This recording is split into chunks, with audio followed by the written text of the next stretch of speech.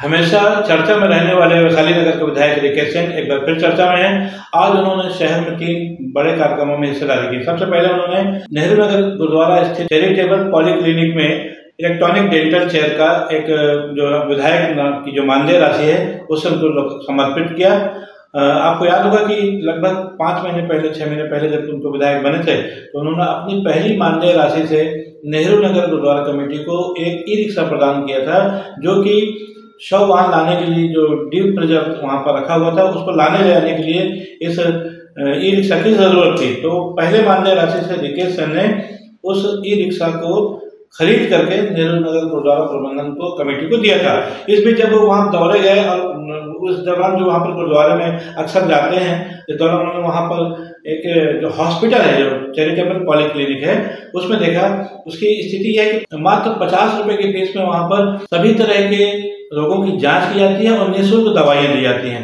मानव सेवा का एक बहुत बड़ा काम निसंदेह नेहरू नगर स्थित गुरुद्वारे में पिछले कई वर्षों से हो रहा है और उसको पूरा शहर अप्रिशिएट भी करता है। अभी हाल ही में जब इन्होंने दौरा किया रिकेश सेन ने, तब वहाँ एक पता लगा कि जो दंत चिकित्सक आते हैं, जो दांत के रोगी रहते हैं, उनके लिए जो कुर्सी काफ़ी पुरानी हो गई है और उसके भी जीर्णोद्धार की जरूरत थी। तो उसकी आवश्यकता को महसूस करते हुए उन्होंने 2 लाख रुपए की लागत से ये अपने मानदेय राशि से उसको खरीद करके आज दी है उन्होंने। और इस अवसर पर उन्होंने कहा है कि जब भी मानव सेवा से जुड़े किसी काम पर मेरी जरूरत होगी मैं हमेशा तैयार रहूंगा। गुरुद्वारा प्रबंधन कमेटी ने भी विधायक रिकेश सेन की इस सौगात का स्वागत किया है, धन्यवाद दिया है, आभार जताया है, कृतज्ञता भी जताई है। अब हम बात करेंगे वैशाली नगर के पूर्व विधायक स्वर्गीय विद्या रतन भसीन की। आज 23 जून है और 23 जून 1 साल पूरे हो गए जिस दिन विद्या रतन भसीन का निधन हुआ था।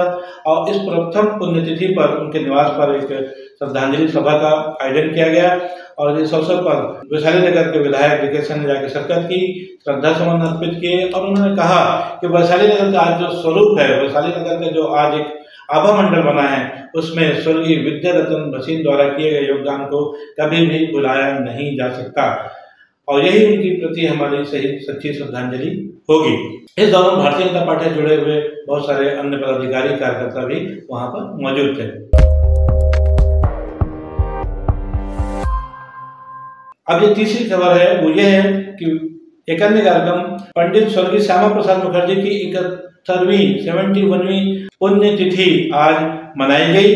वैशाली नगर के श्री जैन स्वयंवर मंदिर परिसर भवन में ये कार्यक्रम एक आयोजित किया गया उनके पुण्यतिथि के अवसर पर और वहां पर भी वैशाली नगर के विधायक रिकेश सेन वहां गए, उन्होंने उनको नमन किया और श्रद्धांजलि अर्पित की। अपने उद्बोधन में उन्होंने कहा कि कश्मीर को लेकर के जो विचारधारा पंडित श्यामा प्रसाद मुखर्जी ने कही थी, जो बातें कही थी, आज वो अक्षरशः साबित हो रही हैं। सब लोग उस चीज़ को महसूस कर रहे हैं। उन्होंने ये कहा था कि एक अलग जो जगह थी उन्होंने कश्मीर को लेकर के, जिस तरह वहाँ धारा 370 लगी हुई थी और अलग तरह का कानून था, उसको उन्होंने मुखालफत की थी और उन्हीं की सोच के अनुसार, उनके बताए गए मार्गदर्शन के अनुसार प्रधानमंत्री नरेंद्र मोदी ने अपने पिछले कार्यकाल में कश्मीर से 370 का जो कानून है उसको खत्म किया है और आज वहाँ का परिस्थितियाँ बदली हैं।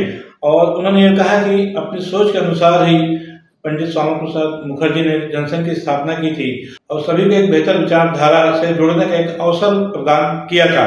उनकी सोच और बताए हुए मार्ग पर चलकर ही आज जो है भारतीय जनता पार्टी स्थिति में पहुंची है। इस दौरान उनके साथ भारतीय जनता पार्टी के वरिष्ठ नेता शंकर लाल देवांगन, प्रवीण पांडे, अरविंद जैन, शिवसागर मिश्रा, स्वीटी कौशिक, ज्योति कश्यप, भारती देशमुख सहित अनेक महिला और पुरुष कार्यकर्ता जो भारतीय जनता पार्टी के, वो भी वहां पर मौजूद थे। आज के लिए बस इतना ही। न्यूज़ 220 के लिए मैं बीडी निजामी और आप देख रहे हैं न्यूज़ 220। कल फिर मिलेंगे किसी नई खबर के साथ। तब तक जय हिंद, जय भारत, जय छत्तीसगढ़।